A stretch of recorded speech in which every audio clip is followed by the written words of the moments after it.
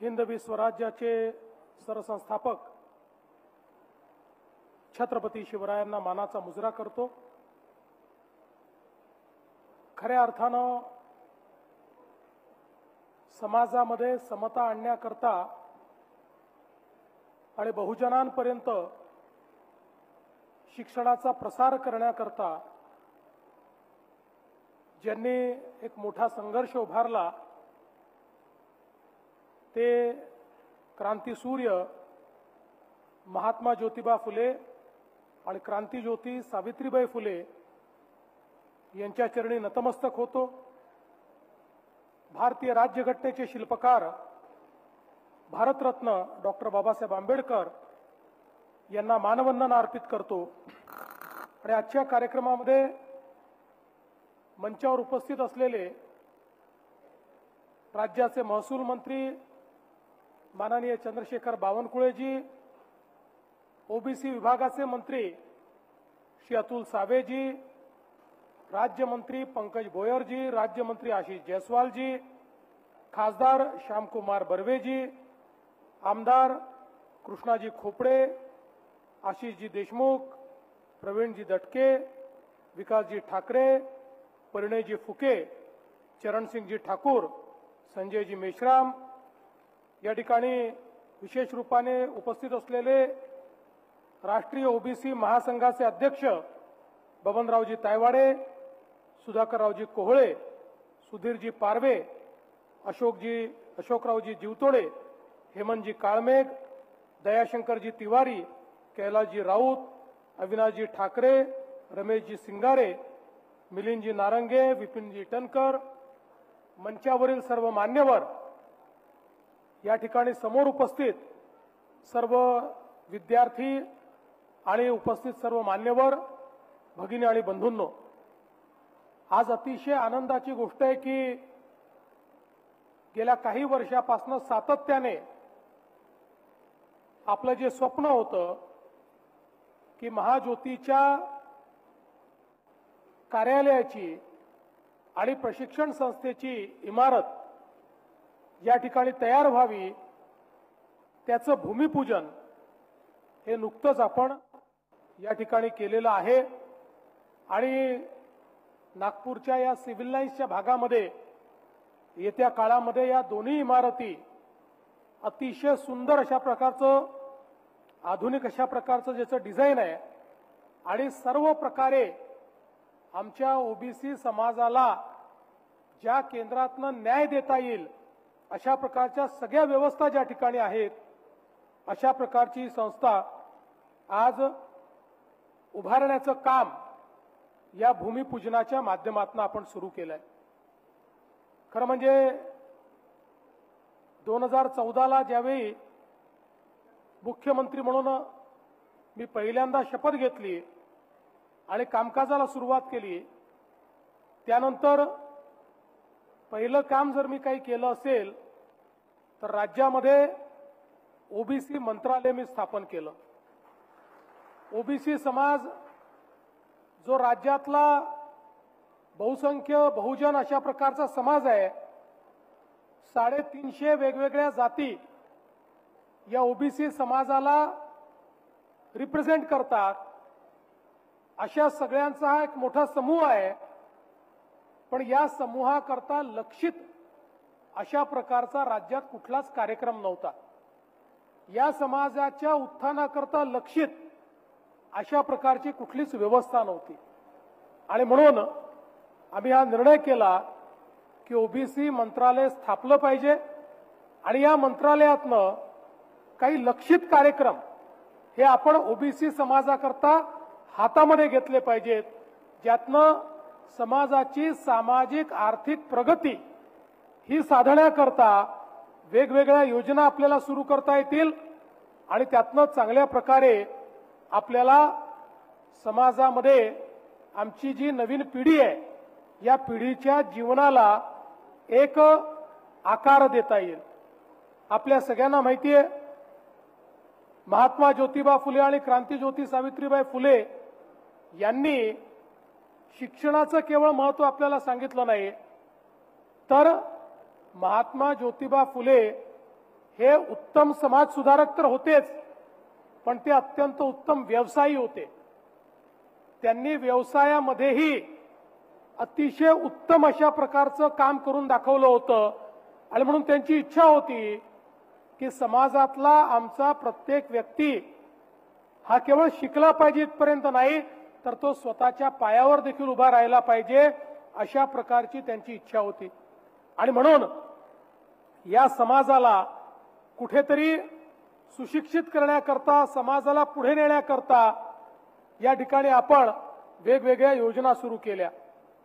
आणि मग भाऊसाहेब पंजाबराव देशमुख यांच्या नावाने आपण एक भत्ता योजना सुरू केली की शिक्षणामध्ये जरी आपण स्कॉलरशिप दिली तरी मुलांना राहायची व्यवस्था नसेल तर मग त्यांना त्या ठिकाणी भत्ता द्यायचा आणि त्यांची रहिवासाची व्यवस्था करायची, कॉलेजची फी द्यायची, अशा अनेक योजना त्या ठिकाणी आपण सुरू केल्या. प्रशिक्षणाच्या योजना सुरू केल्या, स्वयंरोजगाराच्या योजना सुरू केल्या. आणि अशातच ज्यावेळी आपण आपल्या लक्षात आलं की आपण बार्टी सारखी एक संस्था चालवतो, त्या संस्थेतनं चांगल्या प्रकारचं प्रशिक्षण दिलं जातं, त्याच धर्तीवर सारथी सुरू केली. त्यामुळे आपल्या सगळ्या या बहुजन समाजाकरता, ओबीसी समाजाकरता आपल्याला या ओबीसी विभागाच्या अंतर्गत एक लक्षित संस्था देखील सुरू केली पाहिजे की ज्या संस्थेतनं हे कार्यक्रम आपल्याला प्रभावीपणे राबवता येतील. आणि म्हणूनच मग आपण महाज्योतीची निर्मिती केली आणि त्याचं कार्य आपण सुरू केलं. खरं म्हणजे मध्यंतरीच्या काळामध्ये थोडी शिथिलता याच्यात आली होती. 2019 साली सरकार बदललं, त्यानंतर माझ्याकडे काही विरोधी पक्ष नेत्याची जबाबदारी होती. पण 22 साली पुन्हा ज्यावेळेस माझ्याकडे उपमुख्यमंत्री म्हणून जबाबदारी आली, आमचे सावेसाहेब ओबीसी विभागाचे मंत्री झाले, त्यावेळी पुन्हा मी वित्तमंत्री म्हणून माझ्याकडे जबाबदारी होती. वित्तमंत्री म्हणून माननीय शिंदे साहेबांच्या नेतृत्वामध्ये त्या ठिकाणी महाज्योतीला मोठ्या प्रमाणात आपण निधी उपलब्ध करून दिला आणि या वेगवेगळ्या इमारतींना आपण त्या ठिकाणी मान्यता दिली. आज मला या गोष्टीचा अभिमान आहे आणि त्याकरता खरं म्हणजे मी अतुल सावे साहेब आपलं मनापासून अभिनंदन करतो की अतुल सावे साहेबांनी 60 पेक्षा जास्त वसतिगृह महाराष्ट्रातल्या आमच्या ओबीसी समाजाकरता सुरू केले. पूर्वीच्या काळामध्ये अनाउन्समेंट व्हायच्या पण वसतिगृह सुरू होत नव्हते. आज 60 पेक्षा जास्त वसतिगृह सुरू आहेत. आमच्या मुलांना प्रवेश मिळालेला आहे. त्यांची त्या ठिकाणी शिक्षणाकरता राहण्याची सोय आपण केली. महाज्योतीच्या माध्यमातून पीएचडी सारख्या योजना सुरू केल्या, स्पर्धा परीक्षा प्रशिक्षण सुरू केलं. आज आपण काही आमच्या तरुणांचा सत्कार करणार आहोत. मला अतिशय आनंद आहे ज्यावेळी या तरुणाईला मी बघतो की महाज्योतीच्या माध्यमातून प्रशिक्षण घेऊन कोणी यूपीएससी होत आहे, कोणी एमपीएससी होत आहे, कोणी दुसऱ्या स्पर्धा परीक्षांमध्ये अतिशय चांगल्या पद्धतीनं त्या ठिकाणी काम करताय. त्यावेळी खऱ्या अर्थानं महाज्योती तयार केल्याचं सार्थक हे आम्हाला त्या ठिकाणी मिळतं. एवढंच नाही तर आपल्या वेगवेगळ्या आपण जी काही आर्थिक विकास महामंडळ आहेत ती देखील बळकट केली. आणि आता आपल्या सरकारने हा देखील निर्णय घेतला की आपल्या ओबीसी समाजाकरता जी वेगवेगळी आर्थिक विकास महामंडळ आहेत या महामंडळातनं बिनव्याजी 15 लाख रुपयापर्यंतचं कर्ज हे आपण आपल्या या सगळ्या ओबीसी मुलांना देणार आहोत आणि त्यांना आपल्या पायावर त्या ठिकाणी उभं करणार आहोत.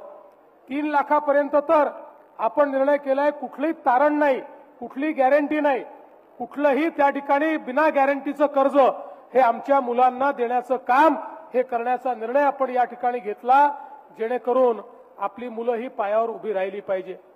आपण ओबीसी करता मोदी घरकुल योजना सुरू केली आणि 10 लाख ओबीसी करता त्यांना हक्काचं घर मिळालं पाहिजे या दृष्टीनं काम सुरू केलं.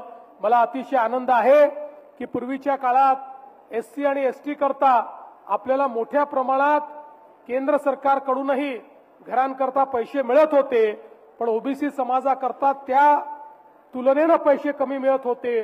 पण यावेळी मात्र माननीय मोदीजींनी आणि माननीय शिवराज सिंग चौहान साहेबांनी आपल्याला मोठ्या प्रमाणात पैसे दिले आणि आमच्या ग्रामीण भागामधल्या वेटिंग लिस्टमध्ये जेवढे ओबीसी समाजाचे आमचे कुटुंब हे भूमिहीन घरहीन होते, ज्यांच्याकडे घर नव्हतं, अशा 100% लोकांना 2018च्या यादीप्रमाणे घर देण्याचं, घरकुल देण्याचं काम हे आपण केलं आणि आता 18च्या यादीतला एकही ओबीसी कुटुंब आपण शिल्लक ठेवलेलं नाही आणि नव्याने जे लोक आता त्याच्यानंतर सुटलेले आहेत त्यांचीही नोंदणी आपण केलेली आहे आणि येत्या वर्ष 2 वर्षात त्यांनाही घर देण्याचं काम हे आपल्या सरकारच्या माध्यमातून आपण करतो।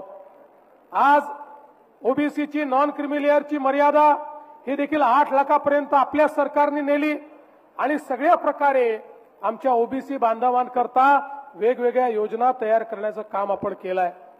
मी या निमित्ताने सांगतो, आमच्या सरकारचं नेहमीच ओबीसी समाजाच्या कल्याणाकडे लक्ष राहिलेलं आहे।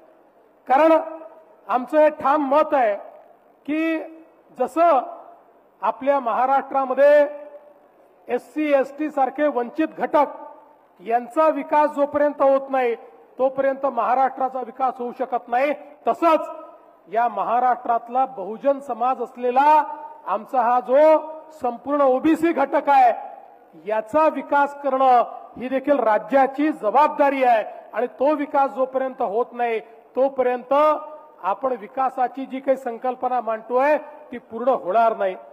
आज या निमित्ताने मला सांगायचंय, आम्ही कधी जातीपातीत भेदभाव केला नाही। या महाराष्ट्रामध्ये ओबीसी समाज असो, मराठा समाज असो, धनगर समाज असो, या ठिकाणी आमचा गोवारी समाज असो, वेगवेगळ्या समाजाच्या अडचणी या समजून घेऊन त्या अडचणीतनं मार्ग काढण्याचा प्रयत्न आम्ही सातत्याने केला आणि आजही आमचं ठाम मत आहे, या महाराष्ट्रामध्ये मराठा समाज असो, ओबीसी समाज असो किंवा इतर सगळे समाज असो, आपण सगळे हे छत्रपती शिवरायांचे मावळे आहोत। छत्रपती शिवरायांनी 18 पगड जातींना सोबत घेऊन त्या ठिकाणी स्वराज्याची निर्मिती केली आणि त्या ठिकाणी हा एकोपा होता, सगळे लोक सोबत होते, म्हणूनच छत्रपती शिवाजी महाराजांचं स्वराज्य हे या देशामध्ये आपल्या सर्वांचं पहिलं असं राज्य ठरलं की ज्याने गुलामगिरीच्या बेड्या तोडल्या। गुलामगिरीच्या बेड्या जर तोडायच्या असतील तर समाजातले वाद दूर करावे लागतील आणि सगळ्या समाजांना एकत्रितपणे पुढे न्यावं लागेल।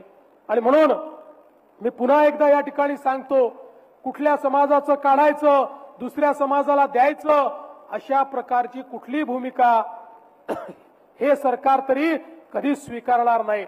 आम्ही सगळ्या समाजाचं कल्याण करण्याकरता या ठिकाणी एकत्रित आलो आहोत आणि त्याच दृष्टीनं आम्ही घेतलेले कुठलेही निर्णय जर आपण बघितले तर कोणत्या समाजावर अन्याय करणारे निर्णय आम्ही कधी घेतले नाही आणि यापुढे देखील घेणार नाही।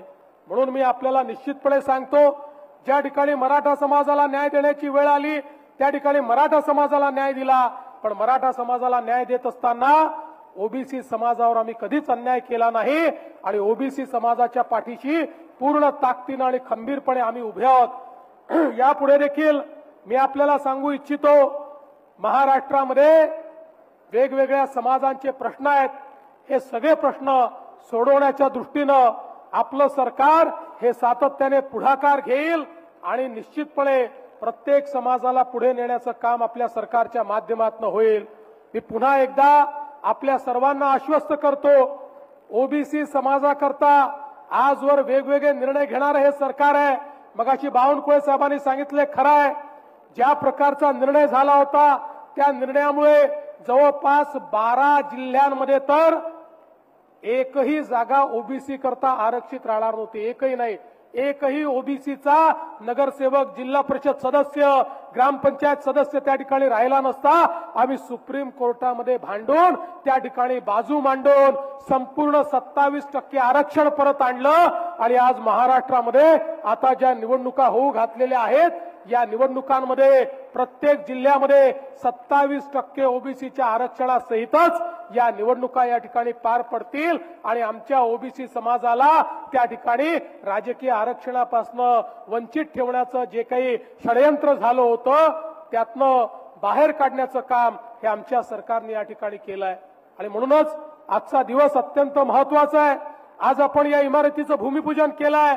लवकरच इमारत होईल, प्रशिक्षण संस्था होईल, हॉस्टेल होईल आणि त्यातनं मोठ्या प्रमाणात आमच्या विद्यार्थ्यांच्या स्वप्नांना आम्हाला पंख देता येतील।